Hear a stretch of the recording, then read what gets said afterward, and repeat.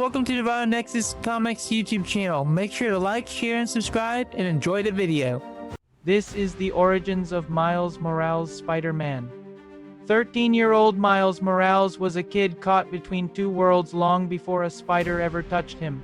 Growing up in Brooklyn, he felt the heavy weight of expectations from his strictly righteous father, Jefferson, and the easygoing, slightly dangerous allure of his Uncle Aaron. Miles had just won a charter school lottery, a golden ticket to a better future that felt more like a cage of pressure than a prize. He was just a smart kid who liked street art and wanted to fit in, unaware that his life was about to be rewritten by a stowaway from an Oscorp lab. That rewrite began in the dimly lit apartment of Uncle Aaron. While Miles was hanging out, venting about his new school, a genetically modified spider specimen 42 crawled out of Aaron's duffel bag.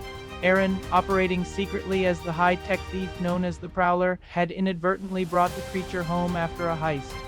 The spider found Miles' hand and sank its fangs in, delivering a dose of mutagenic venom that sent Miles into a seizing, painful haze. The immediate aftermath wasn't heroic. It was terrifying. Miles didn't wake up feeling like a god. He woke up accidentally turning invisible in front of his best friend, gangly, and shocking things he touched with a flickering bioelectric current.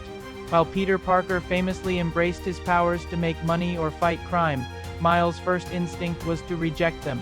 He wanted to be normal, to please his parents, and to avoid the chaotic life of the masked vigilantes he saw on the news.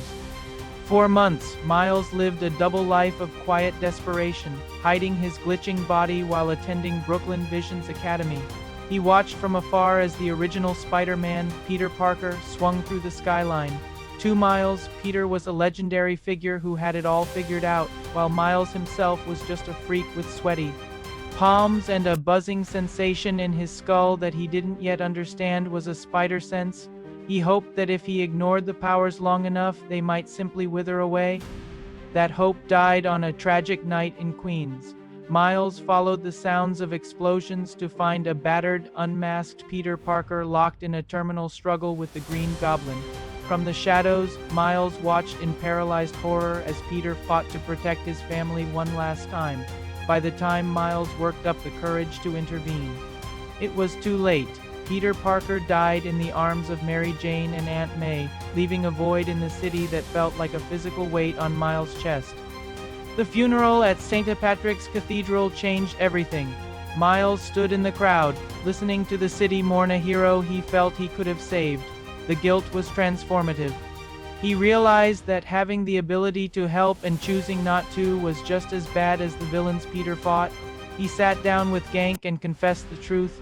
He wasn't just a kid with a lottery seat anymore. He was the only person left with the specific tools required to keep Peter's promise to the city.